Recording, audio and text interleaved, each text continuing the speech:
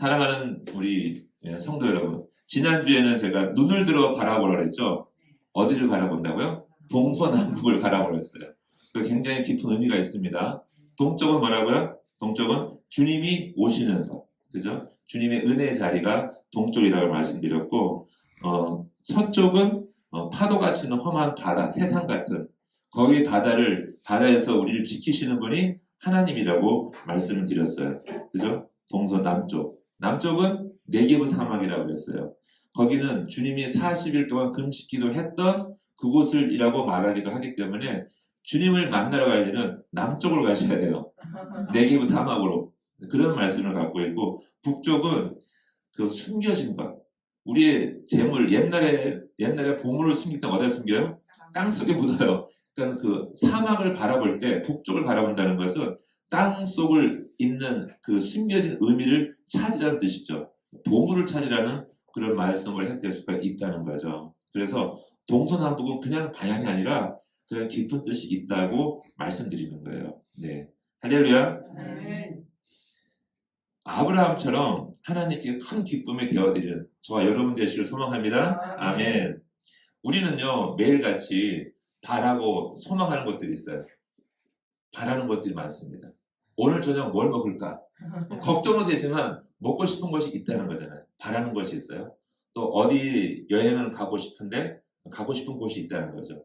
보고 싶은 곳도 있습니다. 지난 그 금요일날 오후에 우리가 얼떨결에 우리 간사님 덕분으로 여행을 갔는데 평창 갔다가 강릉 갔다가 평창을 들려오는데 거기 정말 바람 부는 비 오는 그 바다를 봤어요. 바다를 보니까 정말 아주 시원하더라고요. 그래서 우리 성도님들하고 언제 시간 맞춰서 되면 단풍 구경하러 갔으면 좋겠습니다. 단풍 구경. 아멘. 네. 그리고 거기서 염소를 봤는데 정말 말 안 듣는 염소를 봤어요. 나중에 영상으로 한번 보여드리겠습니다. 아멘. 네. 소망이 있습니다. 소망은 우리에게 바라는 것이에요. 우리 마음속에. 그것이 이루어지기를 바라는 것이고 반드시 이루어질 것이라고 믿고 하는 것, 그것도 중요한 거지만 과연 소망이 무엇일까 한번 생각해 보려고 합니다. 건강한 사람에게는요 소망이 있답니다. 그리고 그 소망이 있는 사람에게는 모든 것이 있다. 이런 격언이 있는데 이건 아라비아 격언이라고 합니다. 그죠? 건강한 사람에게 소망이 있어요. 그리고 소망이 있는 사람에게는 모든 것이 있다. 아주 의미가 있는 말씀이죠. 자, 또 사막이 아름다운 것은 오아시스가 숨겨져 있기 때문이다. 어디서 들어본 말씀 아니세요? 예? 어린 왕자에 나오는 이야기입니다. 어린 왕자의 그 이야기가 사막이 아름다운 것은 그 어딘가에 오아시스가 숨겨져 있기 때문에 그렇다는 거예요. 사막은 사실은 아름답지 않습니다.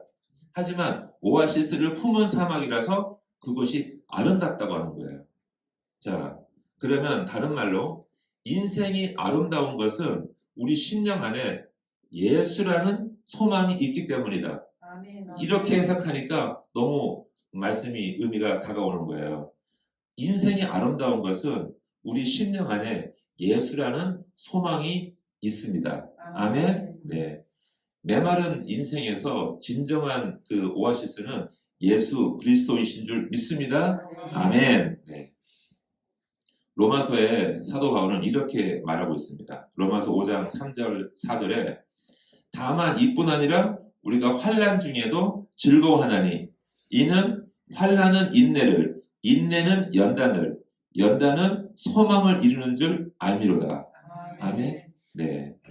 우리에게 지금 필요한 것은요 인내와 연단을 통한 소망이라고 말씀드리고 있어요. 소망이 필요하다는 거죠. 이 험한 세상에 한치 앞을 볼 수 없는 이 세상에 우리가 가져야 한다는 것은 바로 소망이라는 겁니다. 자, 소망이 필요한 것, 왜 필요한지, 그리고 그 소망이 무엇인지 한번 알아보려고 합니다. 자, 오늘 말씀은 고린도 후서 말씀이에요. 그죠? 사도 바울이 고린도 교회에 편지 두 번째 보낸 편지를 갖고 있습니다. 자, 사도 바울은 고린도 교회 성도들을 사랑했어요. 아멘이십니까? 아멘. 사랑했어요. 정말 사랑했어요. 자기의 모든 것을 다 바쳐서 고생하면서 핍박을 받으면서 사랑했어요. 근데 그 사랑과 헌신이 어디에서부터 나올까요? 그 사랑과 헌신은 바로 예수 그리스도는 소망을 잡았기 때문에 그 사랑과 헌신이 나온다는 거예요. 과연 그 예수 그리스도 그분은 누구시냐는 거예요. 사랑의 근본이시요 지혜의 근본이시고 모든 만물을 주관하시는 하나님이시지만 우리에게 필요한 그 소망이 되시는 그 예수님, 지금 우리에게 필요한 그 예수님이 과연 누구냐고 우리가 모를 수 있다는 거죠. 자, 사도 바울이 그렇게 온 마음을 다해서 복음을 전하고 다녀요. 온갖 핍박을 받으면서. 자, 그런데 그 고린도 교회에 이단 사슬이 들어와서 하는 말이, 자, 사도 바울이 도대체 누구냐는 거예요. 어디서 왔길래 그렇게 그러면서 사도 바울을 업신여기고 복음을 흐리게 만들고 있잖아요. 그래서 그것을 다시 바로잡으려고 정말 복음의 진수, 예수 그리스도가 누구신지를 알게 하시려고 아주 강한 말로 하고 있는 거죠. 내가 누구냐? 내가 예수의 사도라고 주장하지만 아무도 안 믿는 거예요. 그러면서 뭐라고 말합니까? 그 추천서. 이 옛날에는 내가 누구 자기를 증거하려면 내 스승이 누구고 내 부모가 누군 거를 밝히는 거죠. 추천서에 써 있어야 되는 거죠. 근데 사도 바울은 사실은 없잖아요. 그 요한과 베드로, 요한과 야고보 그 12 제자들은 어떻게 주님과 다닌 것이 있잖아요. 3년 동안 동고동락하고 증인이 많았어요. 하지만 사도 바울에게는 아무 증거가 없는 거죠. 증인도 없어요. 어느 날 갑자기 다메섹에 가다가 덜커덕 부활하신 주님을 만나가지고 그때부터 내가 제자다. 내가 예수의 사람이라고 부르짖으니 안 믿는 사람도 많았다는 거죠. 그런 의심이 든다는 거예요. 그러면서 주장하는 말씀이 바로 그 말씀 하시는 거죠. 내가 예수의 사람이라고. 내가 예수의 사도라고. 그러면서 그러면 추천서가 어디 있느냐라고 묻는 거예요. 추천서가. 내 추천서는 바로 뭐라고요? 당신들이라는 거죠. 고린도 교회의 성도들이라고 말하고 있는 겁니다. 그러면서 내가 왜 이렇게 고생을 하고 내가 이렇게 소망을 품고 다니는가 하면 예수 그리스도 그분을 만났기 때문이라고 말씀하고 있는 겁니다. 자, 그래서 이러한 핍박과 고난 속에서 사도 바울은 진정한 소망은 하늘나라에 있다는 거예요. 진정한 소망은 하늘나라에 있고 그 소망의 주체는 예수 그리스도라고 주장하고 있는 것입니다. 주님이 말씀하신 것처럼 주님은 누구라고 말씀할 수 있어요? 주님은 길이요, 진리요, 생명이니 나를 알게 되면 아버지를 알게 되고 나를 보았으면 아버지를 본 것이라고 말씀하고 있습니다. 아멘. 사도 바울은요, 예수라고 하는 큰 소망을 붙들고 나아가는 사도입니다. 어떻게 하여야 그 바울과 같이 영원한 소망이신 예수 그리스도를 그리고 그분이 누구인지를 알게 되냐는 거예요. 이제 그 말씀을 하는 겁니다. 첫째로 예수 그리스도는요, 용기와 담대함이라고 말씀할 수 있어요. 참된 소망은 우리로 하여금 담대한 용기를 갖게 한다는 거죠. 그 말씀이 바로 12절 말씀이에요. 우리가 이 같은 소망이 있으므로 담대히 말하노니 라고 말씀하잖아요. 사도 바울은 나의 주님, 나를 살려주신, 나를 만나주신 그 그리스도를 통해서 새 언약에 대한 소망이 있다는 거예요. 새 언약에 대한 소망. 자, 주님이래요. 나의 주님, 나를 살려주신 생명의 주님이라 말하는데 여러분들의 주님은 누구십니까? 제가 지금 말씀이 너무 빨리 앞서가니까 세입자들의 주님은 누굴까요? 네? 건물주님이에요. 건물주님이라고 하더라고요. 이건 하나님보다 더 높은 단계라고. 농담도 되게 지나친 농담을 하고 있어요. 그죠? 네. 자, 나를 살려주신 그 주님, 생명의 주님이 과연 어떻게 만나고 누구인지를 보세요. 한번 보세요. 복음서에서 형제 안드레가 베드로를 만났어요. 만나서 뭐라고 하니까 내가 메시아를 만났다라고 해요. 그러자 그 즉시로 어떻게 해요? 달려가는 거예요. 만나러 가는 거죠. 거기에서 주님을 만나는 베드로, 요한, 야고보가 있었습니다. 뭘 발견한 걸까요? 진리를 발견하는 거죠. 진리는요, 변치 않는 거예요. 영원히 변치 않는 본질이라고 말씀할 수 있어요. 진리는 하나님이시고 진리는 예수 그리스도이십니다. 또 친구 빌립이 내가 메시아를 만났다고 할 때 나다나엘이 뭐라고 합니까? 거기 갈릴리에 뭐 사는 것이 뭐가 있겠느냐라고 시큰둥하게 반응하죠. 그런데 그 얼마 후에 빌립을 따라서 주님 만났을 때 뭐라고 고백해요? 당신이 바로 이스라엘을 구원할 메시아라는 것을 고백한다는 겁니다. 자, 주님 말씀하세요. 시몬을 만나요. 베드로 전에 시몬을 만나서 시몬아, 안드레야, 내가 너를 살아남은 업으로 내가 삼으리라고 말씀하실 때 어떻게 해요? 그 즉시로 배를 버려두고 주님을 따랐다는 거예요. 이게 놀라운 말씀이죠. 어떻게 그 버리고 갈 수 있겠어요?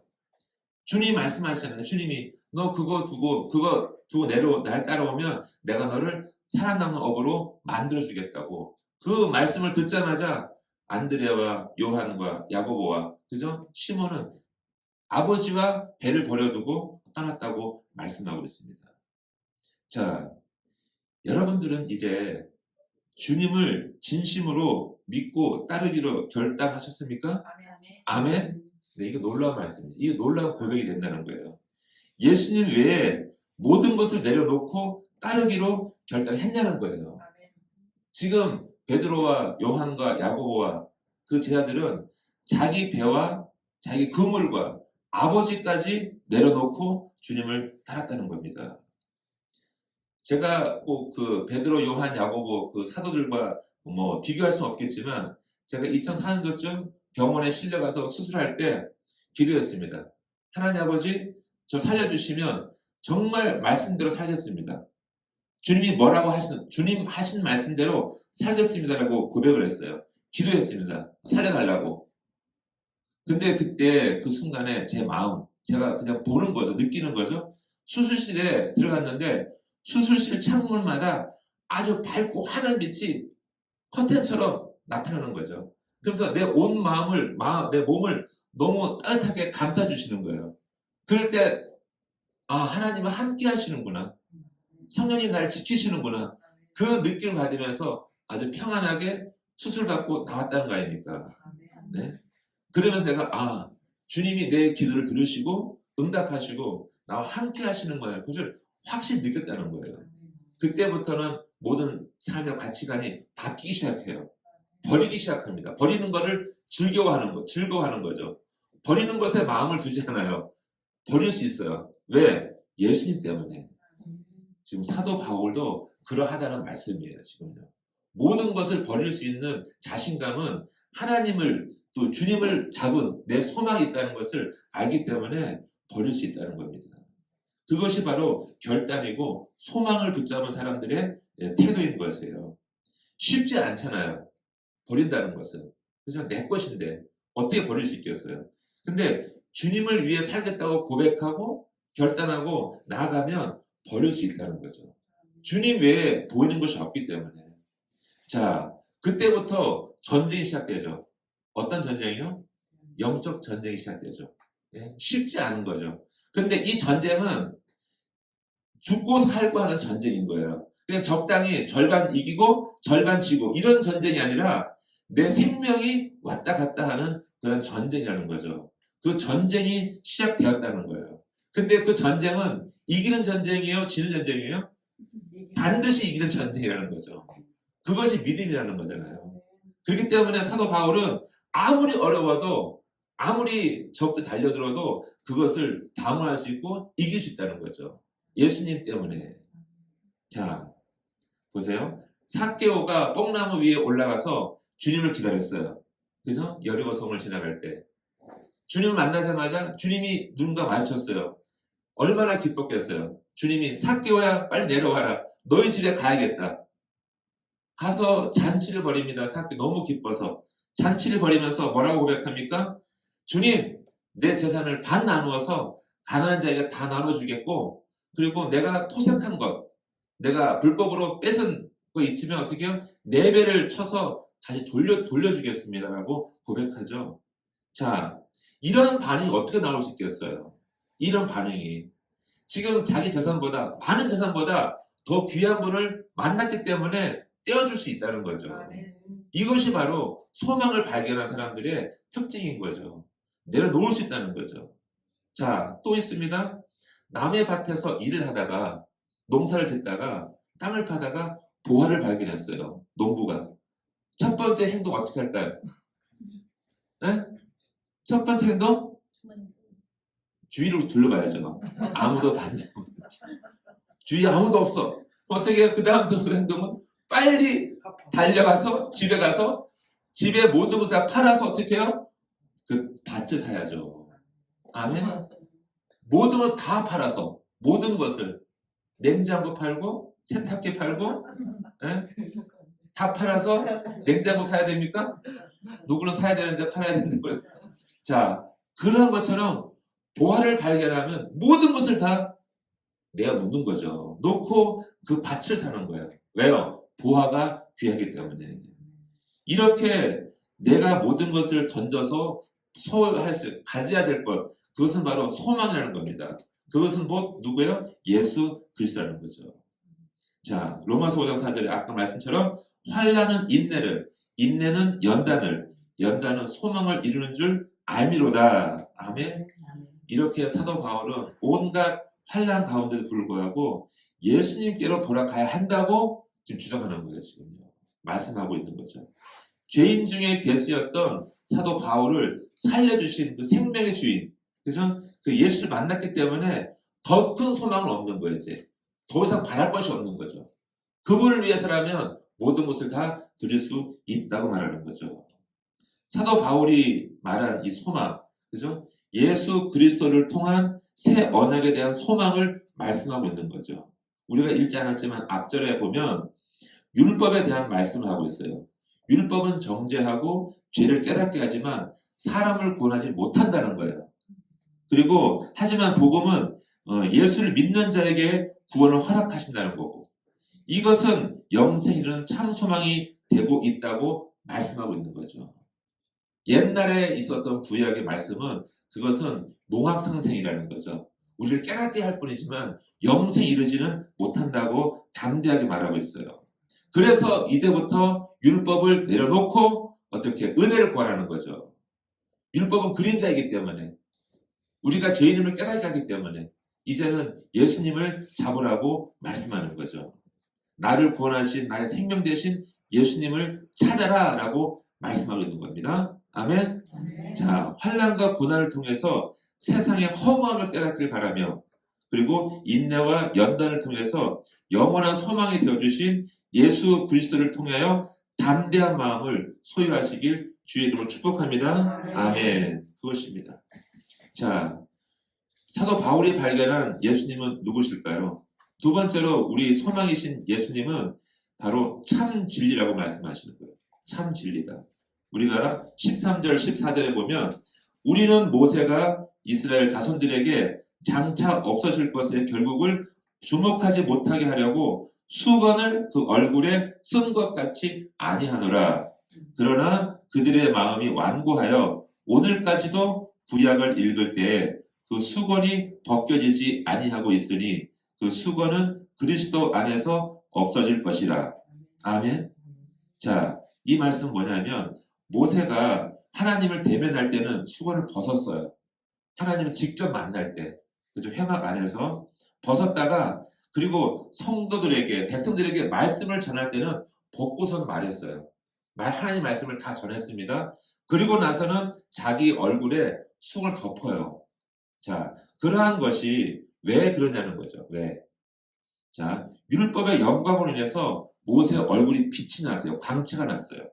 그러니까 백성들이 두려운 거예요. 그래서 얼굴 가려달라고 하죠. 하지만 그 진정한 의미는 그 율법의 그 율법으로 인해서 하나님의 광채가 덮어씌워서 나타나지만 결국 그것이 사라질 거라는 겁니다. 이제는 그것이 곧 예수님이 오시기까지 있을 것이면, 예수님이 오시면 사라질 율법의 광채라는 것을 말씀하고 있는 거예요. 자, 율법의 마침은 뭐라고 했어요? 율법의 완성은 예수님이라고 말씀하시잖아요. 율법을 다 이루시는 분이 예수님이시기 때문에 그분을 만나면 율법은 무효라고 말씀할 수 있는 거예요. 그것이 뭐 완전히 없어진다는 뜻이 아니라 그것이 율법 하나님의 은혜 안에 포함된다는 뜻이에요. 그죠? 그런 뜻을 갖고 있는 거죠. 그래서 그 율법의 것을 보여주기 위해서 없어질 거라고 말씀하기 때문에 수건으로 얼굴을 가렸다라고 말씀하는 거예요. 그래서 사도 바울이 이제는 예수님 만났다면 그 수건을 벗으라는 뜻이에요. 그런데 율법을 지키고 구약을 지키는 성도들이 그걸 붙잡고 있는 거예요. 계속 유대인들이. 그건 아니라고 말씀하고 있는 거죠. 그죠? 그렇게 이해해야 된다는 겁니다. 자, 모세는 율법의 사라질 영광에 주목하지 말라고 해서 얼굴에 수건을 가렸다고 고백하는 거죠. 그렇게 해석을 해서 사도 바울은 성도들을 가르치고 있는 거예요. 가르치고 있는 거죠. 율법이 다가 아니라는 겁니다. 자, 그들의 심령은 율법이라는 그 수건에 덮여져 있다는 거죠. 그래서 그것을 뚫어내려면 예수님을 만나야 율법에서부터 해방된다고 말씀하는 거예요. 그죠? 자, 우리가 주님을 딱 만나면 어떻게 될까요? 주님 만나는 순간 우리의 죄가 우리가 누구라고요? 죄인인 것을 알게 하잖아요. 죄인인 것을 알게 된다고요. 그것이 바로 내 얼굴에 수건이 덮였었구나를 안다는 거와 같은 의미인 거죠. 자, 16절에 보세요. 그러나 언제든지 주께로 돌아가면 그 수건이 벗겨지리라. 아멘. 이해가 되세요? 주님께로 돌아가면 그 수건이 벗겨지리라. 내가 죄인인 것을 알게 되리라. 그리고 내가 구원받을 하나님의 백성이 되었다는 것을 알게 되리라는 뜻이에요. 그러니 주님을 만나야 깨닫는 거죠. 그죠? 주님께 돌아간다는 뜻이 무엇일까요? 주님을 돌아간다는 뜻은 죄를 버리고 돌아서면 이라는 뜻이에요. 돌아서면.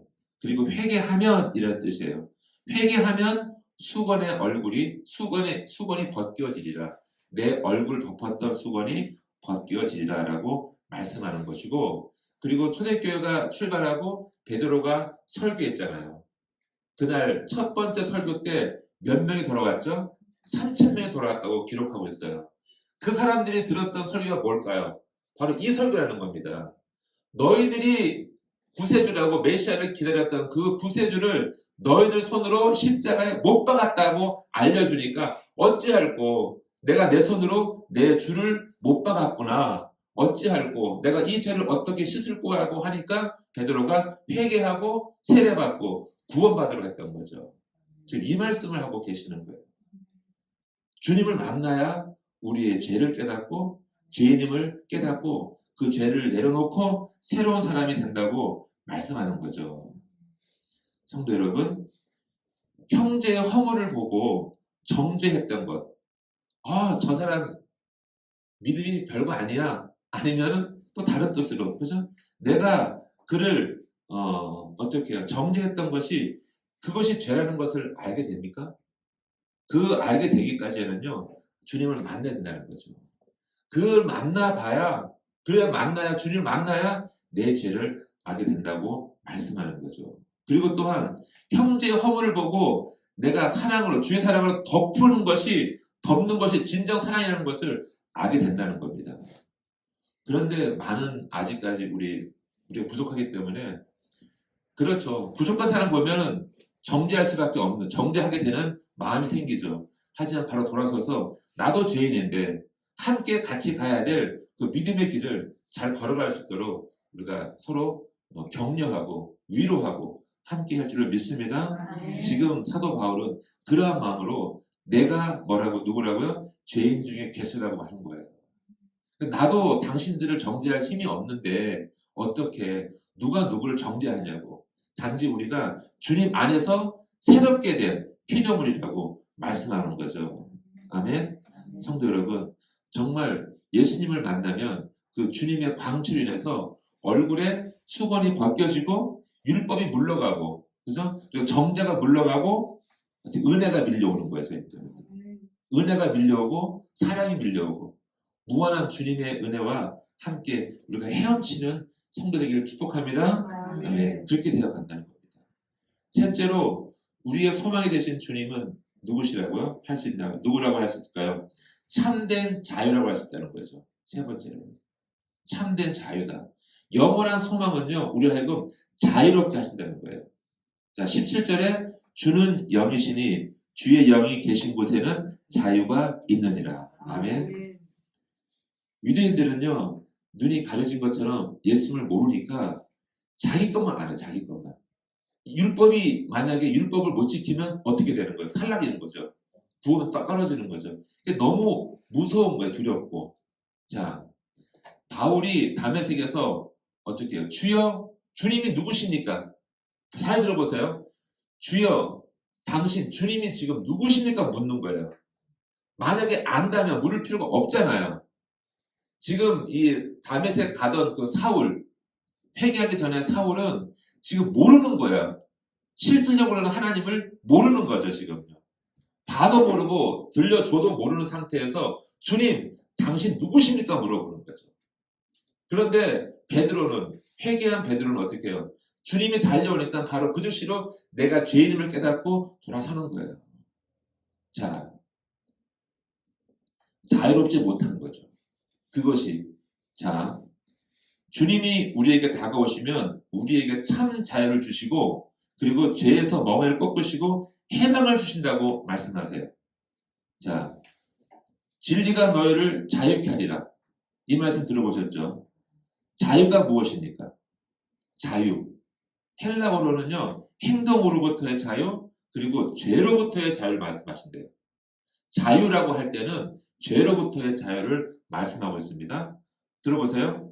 요한복음 8장 31절부터 36절 말씀에 이제 사도 요한이 말하는 겁니다. 주님의 말씀을 듣고 그러므로 예수께서 자기를 믿은 유대인들에게 이르시되 너희가 내 말에 구하면 참으로 내 제자가 되고 진리를 알지니 진리가 너희를 자유롭게 하리라. 그들이 대답하되 우리가 아브라함의 자손이라 남의 종이 된 적이 없거늘 어찌하여 우리가 자유롭게 되리라고 하느냐. 예수께서 대답하시되 진실로 진실로 너희에게 이르노니 죄를 범하는 자마다 죄의 종이라. 종은 영원히 집에 거하지 못하되 아들은 영원히 거하나니 그러므로 아들이 너희를 자유롭게 하면 너희가 참으로 자유로우리라. 아멘. 말씀을 잠깐 해석하면 진리가 너희를 자유롭게 하리라고 말씀을 복음을 전했어요. 예수님이 전하니까 유대인들, 율법을 지킨 유대인들이 말하는 거죠. 우리가 아브라함의 자손인데 우리는 한 번도 남의 종이 된 적이 없어. 그런데 어떻게 지금 우리를 죄인이라고 왜 자유롭게 된다고 말하지? 라고 다시 반문하는 거예요. 그러니까 진실로 너에게 이르노니 죄를 범하는 자마다 죄의 종이라고 말하는 거죠. 그런지 뭐예요? 모두가 다 죄의 종이라는 거죠. 그러니 진리를 알아야 죄로부터 떨어져 나가서 이제 자유롭게 되는 자유인이 될 거라고 말씀하는 거예요, 지금요. 그분이 바로 예수님이 자유롭게 하신다고 말씀하는 거죠. 죄로부터. 하나님이 우리를 죄로부터 풀어주신 거예요. 어떤 일을 통해서? 십자가 사건을 통해서. 예수님이 십자가에서 죽으심으로 우리의 모든 죄를 다 사해 주셨잖아요. 죄값을 다 치러 주셨다는 거죠. 그것이 바로 중요한 사건이라는 거죠. 그로 인해서 우리가 자유롭게 되고 우리가 자유하리라라고 말씀하는 거예요. 죄로부터. 자, 자유함이라는 것 중에 큰 자유는 바로 죄로부터 자유하는 것인 줄 믿습니다. 죄책감은 어때요? 사람을 병들게 해요. 그리고 죄인이라는 생각이 사람을 폐인으로 몰아갑니다. 내가 죄인이야. 내가 죄인, 내가 죽을 사람이야 하면은 이 마음 자체가 나를 폐인으로 몰아간다는 거죠. 결국 하나님 몰랐다는 것이 죄의 근본이라는 말씀이세요. 내 생명의 주인이 하나님인 것을 깨닫고 고백하는 순간에 그때서야 죄의 굴레에서 벗어난다고 성경이 말씀하고 있는 겁니다. 네? 하나님이 하신 일을 또한 아무도 정죄하지 못한대요. 하나님이 하신 일을. 이게 뭘까요? 그 말씀이 로마서 8장 말씀이에요. 1장 2절, 1절 2절에 보세요. 그러므로 이제 그리스도 예수 안에 있는 자에게는 결코 정죄함이 없나니 이는 그리스도 예수 안에 있는 생명의 성령의 법이 죄와 사망의 법에서 너를 해방하였습니다. 이 무슨 말씀이세요? 바로 그 말씀이잖아요. 예수 그리스도께로부터 인하여 은혜로 인하여 죄에서부터 풀려나 받았고 자유롭다는 거죠. 이제 자유인이라는 거예요. 예수 안에 있는 자에게는 정죄함이 없나니 그 누구도 우리를 정죄할 수 없어요. 고소할 수 없어요. 생명의 성령의 법, 곧 하나님의 은혜가 나를 죄에서 해방하였다고 말씀하는 겁니다. 자, 계속해서 8장 37절 39절의 말씀에 그러나 이 모든 일에 우리를 사랑하시는 이로 말미암아 우리가 넉넉히 이기느니라.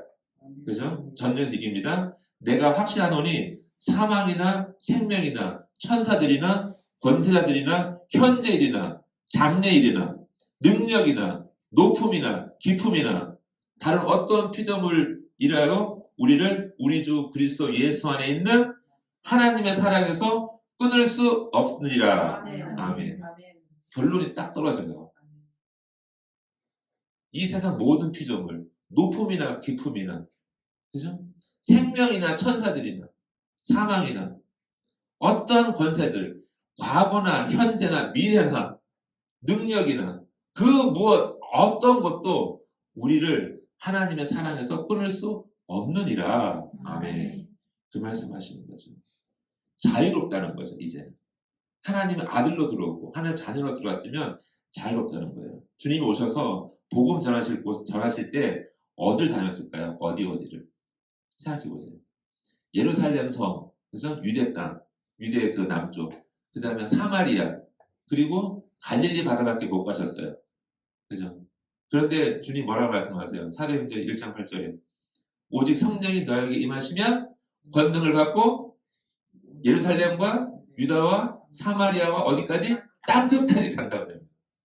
이게 자유로운 거예요. 어디든지 가고 싶으면 갈 수 있는 거죠.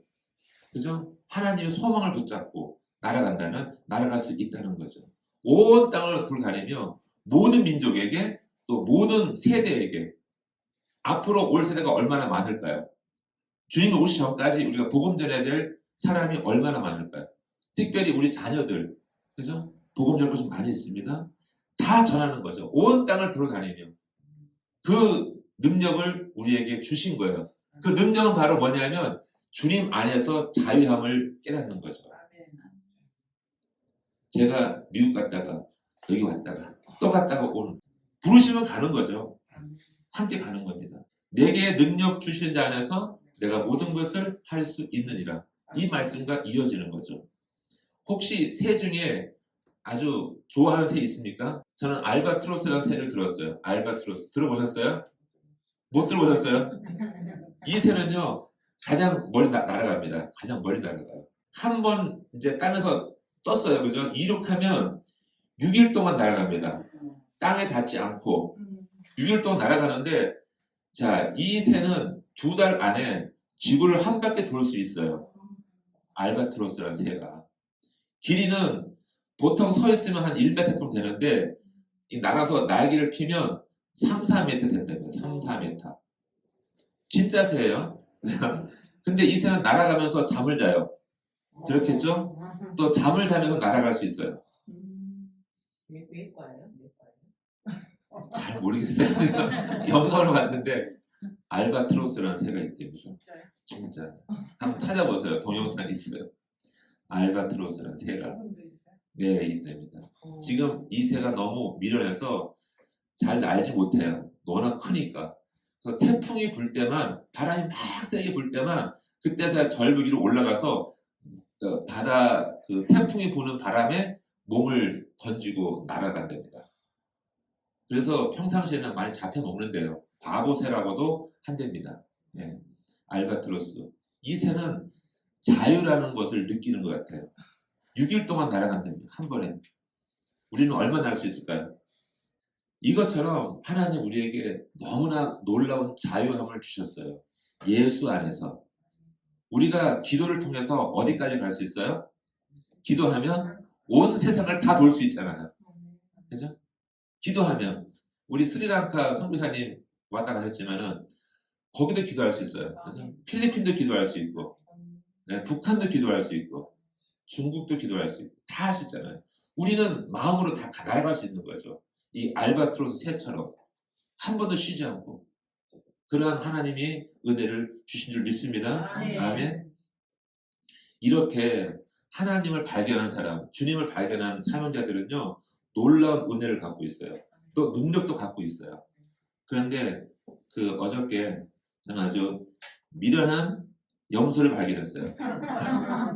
양떼목장 갔는데, 그 틈새 이제 그 울타리를 해놨는데 그 약간 부서졌어요. 깨졌는데 그 사이로 염소가 쑥 나온 거예요. 나와가지고 얘를 이제 그러니까 이제 그 목동 일하신 분이 쫓아갔어요. 얘를 다시 넣으려고. 그런데 이놈이 얼마나 안 들어가는지 낑낑대면서 밀어넣어도 안 들어가는 거예요. 절대로. 엉덩이를 걷어차요. 안 들어가요. 이놈이. 결국은 그 목장에 올라타고서는 염소를 올라타고 뿔을 잡고 끌고서는 가는 거 어디까지. 그 이제 정문이 있겠죠. 울타리. 거기까지 올라가는가 봐요. 거기까지 영상을 찍었는데 한번 보여드릴게요. 정말 말 안 들어요. 염소는. 그래서 야 정말 신기해. 저렇게 말하는가 이러고 뻔히 보았는데 누가 옆에서 저 염소 봤다가 절 봤다가 염소 봤다가 절 보는 거예요. 꼭 내가 염소 같다는 듯이. 네, 참 그렇습니다. 그냥 돌아오면서 우리 인생이 하나님 염소 같겠구나. 하지만 여러분들은 그렇지 않을 줄 믿습니다. 아멘. 네, 마지막 말씀 냈습니다. 사막에서 오아시스를 발견하셨습니까? 아멘. 아멘. 사막에서 오아시스를 발견하셨냐고요? 아멘. 내 인생의 주인 되신 주님을 발견하셨냐고요? 묻습니다. 사도 바울은 다메섹에서 주님을 발견했어요. 베드로는 갈릴리 바닷가에서 만났어요. 우리는 어떻게 해요? 우리는 이 예배 가운데 주님을 만난 줄 믿습니다. 그 주님이 우리의 인생의 소망이 되시라는 거예요. 오아시스와 같다는 것입니다. 우리가 진정 주님을 만났다면 본향인 천국 갈 때까지 우리는 끝까지 함께 가셔야 돼요. 아멘. 그리고 아무리 어려운 일이 있어도 그분의 손을 놓치면 절대 안 되는 거예요.